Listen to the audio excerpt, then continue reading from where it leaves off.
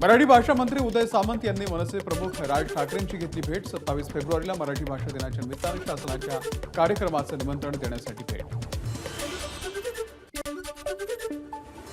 अशा भेटी झाल्यानं राजकारणामध्ये चांगलं वातावरण राहतं। सामंत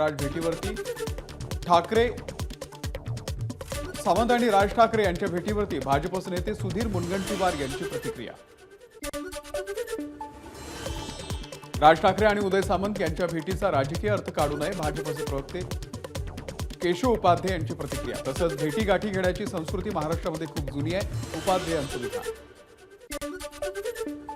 माणिकराव कोकाटे यांच्या अडचणी वाढल्या, निकालाची प्रत आल्यानंतर विधिमंडळ कोकाटेंवरती कारवाई करणार, विधिमंडळ सूत्रांची माहिती। माणिकराव कोकाटेंवरती कारवाईच्या संदर्भात कायदेशीर प्रक्रिया पाळली जाणार, विधानसभा अध्यक्ष राहुल नार्वेकर यांच्याकडून स्पष्ट। काम करत असताना कायदेशीर प्रक्रियेचं पालन केलं जाणार आणि मग निर्णय घेतला जाणार, नार्वेकरांची प्रतिक्रिया। मंत्री माणिकराव कोकाटे यांनी राजीनामा द्यायला हवा होता, कागदपत्र फेरफार प्रकरणामध्ये कोर्टानं शिक्षा ठोठावल्यानंतर जितेंद्र आव्हाड यांची एक पोस्ट। नवनीत राणा यांना हैदराबाद न्यायालयाचं समन्स। 28 फेब्रुवारीला हजर राहण्याचे आदेश। एमआयएमचे खासदार असदुद्दीन ओवेसी यांनी दिलेल्या आक्षेपार्ह चॅलेंज प्रकरणामध्ये राणांच्या अडचणीमध्ये वाढ।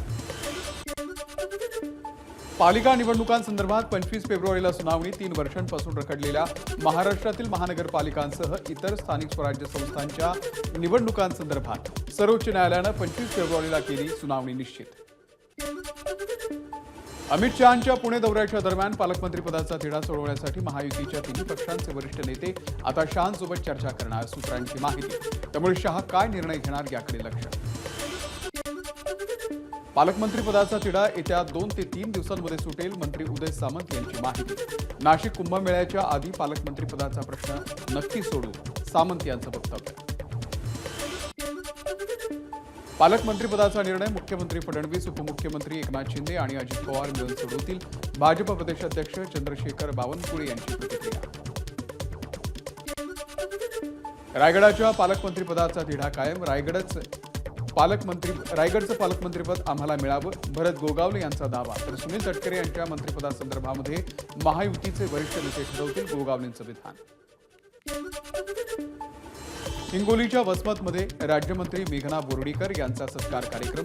महायुती सत्तेत असूनही कामं होत नसल्याची कार्यकर्त्यांची खंत। पुणे काँग्रेस निरीक्षक पदावरून डावलल्यानंतर धंगेकरांच्या व्हॉट्सअप स्टेटसची चर्चा। नुकतीच उपमुख्यमंत्री एकनाथ शिंदे यांची भेट घेतलेल्या धंगेकरांच्या स्टेटसच्या चर्चेमुळे सध्या राजकीय वर्तुळात चर्चा सुरू। नांदेडच्या नायगावमधील भाजपसह काँग्रेसच्या असंख्य कार्यकर्त्यांचा राष्ट्रवादीमध्ये प्रवेश। राष्ट्रवादीचे आमदार प्रताप पाटील चिखलीकर यांच्या उपस्थितीमध्ये पक्षप्रवेश संपन्न। उपमुख्यमंत्री एकनाथ शिंदेंना जीवे मारण्याच्या धमकी प्रकरणामध्ये नवी माहिती समोर। वारंवार शिवीगाळ आणि टॉर्चर करणाऱ्या मित्राला धडा शिकवण्यासाठी त्याच्या मोबाईलवरून धमकीचा मेल पाठवल्याची आरोपीची कबुली। भाजप आमदार सुरेश धस यांनी मस्साजोगमध्ये घेतली धनंजय देशमुखांची भेट। धनंजय देशमुखांसह गावकऱ्यांसोबतही केली चर्चा। आरोपीला केज पोलीस कशा प्रकारे मदत करतायत याची माहिती धनंजय देशमुख यांनी धस यांना दिली। 25 फेब्रुवारीला आंदोलन करण्यावरती मस्साजोगचे ग्रामस्थ ठाम। धनंजय देशमुख यांची माहिती। आरोपींना फाशी होईल त्या दिवशी समाधानी आहोत की नाही हे सांगू, धनंजय देशमुख यांची प्रतिक्रिया। उद्याच मुख्यमंत्री फडणवीसांची भेट घेऊन मस्साजोगच्या ग्रामस्थांच्या मागण्या त्यांना सांगणार, सुरेश धस यांचं आश्वासन। मुख्यमंत्र्यांनी जर मागण्यांवरती सकारात्मकता दाखवली तर उपोषणाला बसू नका, धस यांचं आवाहन। जेलमध्ये वाल्मिक कराडला चहा आणि काही आरोपींना मटण पुरवल्याचे पुरावे। सुरेश धस यांचा खळबळजनक आरोप। सरपंच संतोष देशमुख हत्या प्रकरणातील आरोपींना व्हीआयपी ट्रीटमेंट, धसांचा दावा। कृष्णा आंधळे फार शातीर असून त्याला अटक होणं गरजेचं, तसंच रमेश गुले, दत्ता विक्कड, त्यासोबतच दिलीप गीते, गोरख फड यांचे सीडीआर तपासावे आणि सह आरोपी करावा, सुरेश धस यांची मागणी। संतोष देशमुख हत्या प्रकरणामध्ये शासकीय वकील उज्ज्वल निकम यांची नियुक्ती करावी, सुरेश धस यांची मागणी। तसंच या प्रकरणात पोलिसांच्या चौकशीची देखील धस यांची मागणी। पोलीस दल आतापर्यंत आका आणि त्याच्या सहकार्यांच्या माध्यमामधून चालत होतं. सुरेश धस यांचा घणाघात. पंकज कुमावत यांना ॲडिशनल एसपी म्हणून नियुक्त करावं, धस यांची मागणी. नितीन बिक्कडनं धनंजय मुंडे यांच्या निवासस्थानी बैठक केली तरी तो आरोपी कसा नाही, सुरेश धस यांचा सवाल. आरोपींना फरार करण्यात बिक्कडचा हात असल्याचा धस यांचा दावा. सुरेश धस यांची पोलीस निरीक्षक वैभव पाटील यांच्यासोबत चर्चा. संतोष देशमुख हत्या प्रकरणाच्या तपासासंदर्भात घेतली माहिती. अॅट्रॉसिटी गुन्हा वेळेमध्ये दाखल झाला असता तर संतोष देशमुखांची हत्या झाली नसते.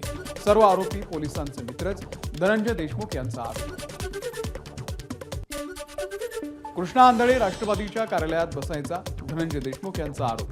आरोपी निर्दोष सुटण्यासाठी पोलिसांची मदत दिसते. आरोपींना वाचवण्यासाठी सर्व टीम एकत्र, धनंजय देशमुख यांचा पोलीस यंत्रणेवरती घणाघात. भाजपा आमदार सुरेश धस यांनी घेतली महादेव मुंडे यांच्या कुटुंबियांची भेट. महादेव मुंडेंच्या पत्नीनं धस यांना दिली हत्येची माहिती. महादेव मुंडे हत्या प्रकरणामध्ये पोलिसांची मिलीभगत, त्याशिवाय एवढी मोठी हत्या होणार नाही, सुरेश धस यांचा गंभीर आरोप. आकाच्या आवडत्या लोकांनी महादेव मुंडेचं जीवन संपवलं, सुरेश धस यांचा आरोप. ज्ञानेश्वरी मुंडेंनी त्यांचं उपोषण 4 ते 5 दिवस पुढे ढकलावं, धस यांची विनंती. गोपीनाथ मुंडे गेल्यानंतर त्यांचा वारसा पाहायला मिळत नाही, आमदार सुरेश धस यांचा पंकजा मुंडेंना टोला. संघर्ष कोणासोबत करायचा हे आम्हाला गोपीनाथ मुंडेंनी शिकवलं, धसांचं विधान. भाजपा आमदार सुरेश धस यांचा परळीमध्ये विरोध. काळे झेंडे दाखवून मुंडे समर्थकांची धस यांच्या विरोधामध्ये जोरदार घोषणाबाजी. परळीच्या सिरसाळा गावामध्ये सुरेश धसांना काळे झेंडे दाखवले. मुंडे समर्थकांकडून सुरेश धस यांची गाडी अडवण्याचा प्रयत्न. इतक्या क्रूर माणसाला भेटण्याची गरज नव्हती, सुरेश धस यांनी आमदारकीचा राजीनामा द्यायला हवा. धस यांनी देशमुख आणि मुंडे कुटुंबाची भेट घेतल्यानंतर मनोज जरांगे यांची प्रतिक्रिया. नाशिक शहरामध्ये धार्मिक स्थळ काढण्यावरून तणाव, पोलिसांना सहकार्य न करणाऱ्यांची धरपकड. नाशिकच्या काठे गल्ली परिसरामध्ये अनधिकृत धार्मिक स्थळ उभारण्यात आल्याचा आरोप. संपूर्ण अनधिकृत बांधकामावरती कारवाई न झाल्यास धार्मिक स्थळाच्या ठिकाणी हनुमानाच्या मूर्तीची प्राणप्रतिष्ठा करणार, स्थानिक नागरिकांचा इशारा. नाशिकमध्ये भाजपा आमदार देवयानी फरांदे यांचा रस्त्यावरच ठिय्या. अनधिकृत धार्मिक स्थळ पूर्णपणे काढण्याची केली मागणी. नाशिक शहरामधील तणावानंतर पोलीस आयुक्त कार्यालयामध्ये महत्त्वाची बैठक. सकल हिंदू समाजाकडून सुरू करण्यात आलेलं आंदोलन 7 दिवसांसाठी स्थगित. प्रकरण न्यायप्रविष्ट असल्यानं 3 मार्चच्या सुनावणीनंतर हिंदुत्ववादी संघटना पुढची भूमिका मांडणार. नाशिक शहरामधील अतिक्रमणाच्या ठिकाणी मुस्लिम धर्मगुरूंकडून पाहणी. शांतता राखण्याचं मुस्लिम धर्मगुरूंचं आवाहन. नाशिकमध्ये सकल हिंदू समाज आंदोलनाच्या पार्श्वभूमीवर साधू महंतांचीही धरपकड. अनिकेत शास्त्री यांच्या घरी पोलिसांचा मोठा बंदोबस्त. महंत सुधीर दास पुजारी यांच्यासह काही कार्यकर्त्यांना पोलिसांना घेतलं ताब्यात. नाशिकच्या काठे गल्लीमधून घेतलं ताब्यात. पन्हाळगडाचा रणसंग्राम या लघुपटाचा लोकार्पण सोहळा मुख्यमंत्र्यांच्या हस्ते संपन्न होणार. 6 मार्चला लघुपटाचा लोकार्पण सोहळा कोल्हापुरात पार पडणार, आमदार विनय कोरे यांची माहिती. हिंगोलीमध्ये तब्बल 25 वर्षांनी नव्या जिल्हा आणि सत्र न्यायालयाचं उद्घाटन. सर्वोच्च न्यायालयाचे न्यायमूर्ती भूषण गवळी यांच्या हस्ते उद्घाटन संपन्न. अमरावतीमध्ये युवा स्वाभिमान महोत्सवाच्या निमित्तानं राज्यस्तरीय ओपन टेनिस बॉल क्रिकेट स्पर्धांचं आयोजन. यावेळी पालकमंत्री चंद्रशेखर बावनकुळे यांनी क्रिकेट खेळण्याचा आनंद लुटला. राज्यामध्ये ग्रामपंचायत अधिकाऱ्यांची 10,000 पदं रिक्त, त्यामुळे घरकुलची विशेष ग्रामसभा यशस्वी करण्याचे शिक्षकांना विशेष अधिकार.